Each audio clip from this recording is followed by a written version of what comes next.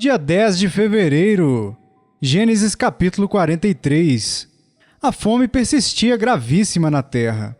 Tendo eles acabado de consumir o cereal que trouxeram do Egito, disse-lhe seu pai: Voltai, comprai-nos um pouco de mantimento.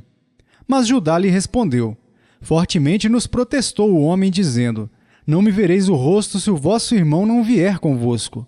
Se resolveres enviar conosco o nosso irmão, desceremos e te compraremos mantimento. Se, porém, não o enviares, não desceremos, pois o homem nos disse: Não me vereis o rosto se o vosso irmão não vier convosco. Disse-lhes Israel: Por que me fizestes esse mal, dando a saber àquele homem que tinhais outro irmão?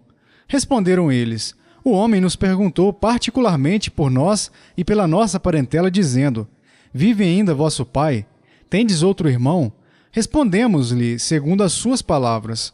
Acaso poderíamos adivinhar que haveria de dizer: Trazei vosso irmão? Com isto, disse Judá a Israel seu pai: Envia o jovem comigo, e nos levantaremos e iremos, para que vivamos e não morramos, nem nós, nem tu, nem os nossos filhinhos. Eu serei responsável por ele, da minha mão o requererás. Se eu te o não trouxer e não te o puser à presença, serei culpado para contigo para sempre. Se não nos tivéssemos demorado, já estaríamos com certeza de volta a segunda vez. Respondeu-lhes Israel seu pai: Se é tal, fazei, pois, isto. Tomai do mais precioso dessa terra nos sacos para o mantimento e levai de presente a esse homem um pouco de bálsamo e um pouco de mel, aromatas e mirra, nozes de pistácia e amêndoas. Levai também dinheiro em dobro, e o dinheiro restituído na boca dos sacos de cereal, tornai a levá-lo convosco. Pode bem ser que fosse engano. Levai também vosso irmão. Levantai-vos e voltai àquele homem. Deus Todo-Poderoso vos dê misericórdia perante o homem, para que vos restitua o vosso outro irmão e deixe vir Benjamim. Quanto a mim, se eu perder os filhos, sem filhos ficarei. Tomaram, pois, os homens os presentes, o dinheiro em dobro e a Benjamim. Levantaram-se, desceram ao Egito e se apresentaram perante José. Vendo José a Benjamim com eles, disse ao dispenseiro de sua casa: Leva estes homens para casa, mata reses e prepara tudo, pois esses homens comerão comigo ao meio-dia. Fez ele como José lhe ordenara e levou os homens para a casa de José. Os homens tiveram medo porque foram levados à casa de José e diziam: É por causa do dinheiro que da outra vez voltou nos sacos de cereal, para nos acusar e arremeter contra nós, escravizar-nos e tomar nossos jumentos. E se chegaram ao mordomo da casa de José e lhe falaram à porta e disseram: Ai, senhor meu, já uma vez descemos a comprar mantimento. Quando chegamos à estalagem, abrindo os sacos de cereal, eis que o dinheiro de cada um estava na boca do saco de cereal, nosso dinheiro intacto. Tornamos a trazê-lo conosco. Trouxemos também outro dinheiro conosco para comprar mantimento.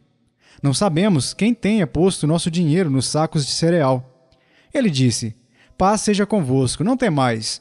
O vosso Deus e o Deus de vosso pai vos deu tesouro nos sacos de cereal. O vosso dinheiro me chegou a mim, e lhes trouxe fora a Simeão. Depois levou o mordomo aqueles homens à casa de José, e lhes deu água, e eles lavaram os pés. Também deu ração aos seus jumentos. Então prepararam o presente para quando José viesse ao meio-dia, pois ouviram que ali haviam de comer. Chegando José à casa, trouxeram-lhe para dentro o presente que tinham em mãos, e prostraram-se perante ele até a terra. Ele lhes perguntou pelo seu bem-estar e disse: Vosso pai, o ancião de quem me falastes, vai bem? Ainda vive? Responderam: Vai bem o teu servo, nosso pai vive ainda. E abaixaram a cabeça e prostraram-se. Levantando José os olhos, viu a Benjamim, seu irmão, filho de sua mãe, e disse: É este o vosso irmão mais novo de quem me falastes? E acrescentou: Deus te conceda graça, meu filho. José se apressou e procurou onde chorar, porque se movera no seu íntimo para com seu irmão. Entrou na câmara e chorou ali. Depois lavou o rosto e saiu. Conteve-se e disse: Servi a refeição. Serviram-lhe a ele a parte, e a eles também a parte, e a parte aos egípcios que comiam com ele. Porque aos egípcios não lhes era lícito comer pão com os hebreus, porquanto é isso abominação para os egípcios. E assentaram-se diante dele, o primogênito segundo a sua primogenitura e o mais novo segundo a sua menoria. Disto os homens se maravilhavam entre si. Então lhes apresentou as porções que estavam diante dele. A porção de Benjamim era 5 vezes mais do que a de qualquer deles. e eles beberam e se regalaram com ele. Marcos capítulo 13. Ao sair Jesus do templo, disse-lhe um de seus discípulos: Mestre, que pedras, que construções! Mas Jesus lhe disse: Vês essas grandes construções? Não ficará pedra sobre pedra, que não seja derribada. No Monte das Oliveiras, defronte do templo, achava-se Jesus assentado, quando Pedro, Tiago, João e André lhe perguntaram em particular: Dize-nos quando sucederão essas coisas, e que sinal haverá quando todas elas estiverem para cumprir-se. Então Jesus passou a dizer-lhes: Vede que ninguém vos engane. Muitos virão em meu nome dizendo: Sou eu, e enganarão a muitos. Quando, porém, ouvirdes falar de guerras e rumores de guerras, não vos assusteis. É necessário assim acontecer, mas ainda não é o fim. Porque se levantará nação contra nação e reino contra reino.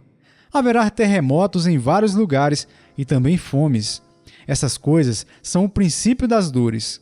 Estai vós de sobreaviso, porque vos entregarão aos tribunais e às sinagogas. Sereis açoitados e vos farão comparecer à presença de governadores e reis por minha causa, para lhes servir de testemunho. Mas é necessário que primeiro o evangelho seja pregado a todas as nações. Quando, pois, vos levarem e vos entregarem, não vos preocupeis com o que haveis de dizer, mas o que vos for concedido naquela hora, isso falai, porque não sois vós os que falais, mas o Espírito Santo.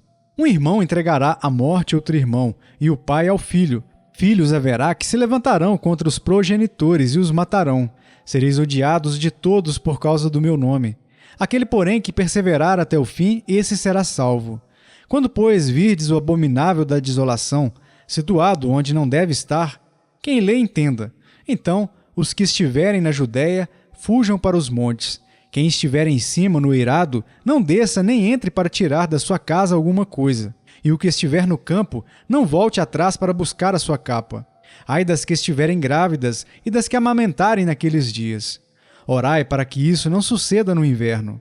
Porque aqueles dias serão de tamanha tribulação como nunca houve desde o princípio do mundo que Deus criou, até agora e nunca jamais haverá. Não tivesse o Senhor abreviado aqueles dias e ninguém se salvaria. Mas por causa dos eleitos que ele escolheu, abreviou tais dias. Então, se alguém vos disser, eis aqui o Cristo, ou ei-lo ali, não acrediteis, pois surgirão falsos cristos e falsos profetas, operando sinais e prodígios para enganar, se possível, os próprios eleitos. Estai vós de sobreaviso, tudo vos tenho predito. Mas naqueles dias, após a referida tribulação, o sol escurecerá, a lua não dará a sua claridade, as estrelas cairão do firmamento e os poderes do céu serão abalados. Então verão o Filho do Homem vir nas nuvens com grande poder e glória. E ele enviará os anjos e reunirá os seus escolhidos dos quatro ventos, da extremidade da terra até a extremidade do céu. Aprendei, pois, a parábola da figueira.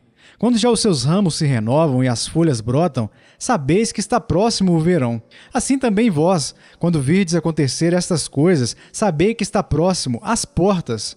Em verdade vos digo que não passará esta geração sem que tudo isto aconteça. Passará o céu e a terra, porém as minhas palavras não passarão. Mas a respeito daquele dia ou da hora ninguém sabe, nem os anjos no céu, nem o Filho senão o Pai. Estai de sobreaviso, vigiai e orai, porque não sabeis quando será o tempo. É como um homem que, ausentando-se do país, deixa sua casa, dá autoridade aos seus servos, a cada um a sua obrigação, e ao porteiro ordena que vigie. Vigiai, pois, porque não sabeis quando virá o dono da casa, se à tarde, se à meia-noite, se ao cantar do galo, se pela manhã, para que, vindo ele inesperadamente, não vos ache dormindo. O que, porém, vos digo, digo a todos: vigiai. Jó capítulo 9. Então Jó respondeu e disse: Na verdade, sei que é assim, porque como pode o homem ser justo para com Deus? Se quiser contender com ele, nem a uma de 1000 coisas lhe poderá responder. Ele é sábio de coração e grande em poder. Quem porfiou com ele teve paz. Ele é quem remove os montes, sem que saibam que ele, na sua ira, os transtorna. Quem move a terra para fora do seu lugar, cujas colunas estremecem. Quem fala ao sol, e este não sai, e cela as estrelas. Quem sozinho estende os céus e anda sobre os altos do mar. Quem fez a Ursa, o Órion, o Sete Estrelo e as recâmaras do sul. quem faz grandes coisas que se não podem esquadrinhar e maravilhas tais que se não podem contar. Eis que ele passa por mim e não o vejo. Segue perante mim e não o percebo. Eis que arrebata a presa. Quem o pode impedir? Quem lhe dirá, que fazes? Deus não revogará a sua própria ira. Debaixo dele se encurvam os auxiliadores do Egito. Como então lhe poderei eu responder ou escolher as minhas palavras para argumentar com ele? A ele, ainda que eu fosse justo, não lhe responderia. Antes, ao meu juiz pediria misericórdia. Ainda que o chamasse e ele me respondesse, nem por isso creria eu que desse ouvidos à minha voz. Porque me esmaga, com uma tempestade e multiplica as minhas chagas sem causa. Não me permite respirar, antes me farta de amarguras. Se se trata da força do poderoso, ele dirá, eis-me aqui. Se de justiça, quem me citará? Ainda que eu seja justo, a minha boca me condenará. Embora seja eu íntegro, ele me terá por culpado. Eu sou íntegro, não levo em conta a minha alma, não faço caso da minha vida. Para mim, tudo é o mesmo. Por isso digo, tanto destrói ele o íntegro como o perverso. Se qualquer flagelo mata subitamente, então se rirá do desespero do inocente. A terra está entregue nas mãos dos perversos, e Deus ainda cobre o rosto dos juízes dela. Se não é ele o causador disso, quem é logo? Os meus dias foram mais velozes do que um corredor. Fugiram e não viram a felicidade. Passaram como barcos de junco, como a águia que se lança sobre a presa. Se eu disser, eu me esquecerei da minha queixa, deixarei o meu ar triste e ficarei contente. Ainda assim, todas as minhas dores me apavoram, porque bem sei que me não terás por inocente. Serei condenado, porque, pois, trabalho eu em vão?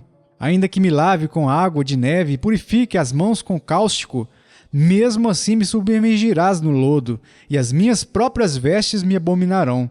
Porque ele não é homem como eu, a quem eu responda, vindo juntamente a juízo. Não há entre nós árbitro que ponha a mão sobre nós ambos. Tire ele a sua vara de cima de mim, e não me amedronte o seu terror. Então falarei sem o temer, do contrário, não estaria em mim. Romanos capítulo 13. Todo homem esteja sujeito às autoridades superiores, porque não há autoridade que não proceda de Deus, e as autoridades que existem foram por ele instituídas, de modo que aquele que se opõe à autoridade resiste à ordenação de Deus, e os que resistem trarão sobre si mesmos condenação, porque os magistrados não são para temor quando se faz o bem, e sim quando se faz o mal. Queres tu não temer a autoridade? Faze o bem, e terás louvor dela, visto que a autoridade é ministro de Deus para o teu bem. Entretanto, se fizeres o mal, teme, porque não é sem motivo que ela traz a espada, pois é ministro de Deus vingador para castigar o que pratica o mal. É necessário que lhes estejais sujeitos, não somente por causa do temor da punição, mas também por dever de consciência. Por esse motivo, também pagais tributos, porque são ministros de Deus, atendendo constantemente a este serviço. Pagai a todos o que lhes é devido. A quem tributo, tributo. A quem imposto, imposto. A quem respeito, respeito. A quem honra, honra. A ninguém fiqueis devendo coisa alguma, exceto o amor com que vos ameis uns aos outros. Pois quem ama o próximo tem cumprido a lei. Pois isto, não adulterarás, não matarás, não furtarás, não cobiçarás. E se há qualquer outro mandamento, tudo nesta palavra se resume: amarás o teu próximo como a ti mesmo. O amor não pratica o mal contra o próximo, de sorte que o cumprimento da lei é o amor. E digo isto a vós outros que conheceis o tempo. Já é hora de vos despertardes do sono, porque a nossa salvação está agora mais perto do que quando no princípio cremos. Vai alta a noite e vem chegando o dia. Deixemos, pois, as obras das trevas e revistamo-nos das armas da luz.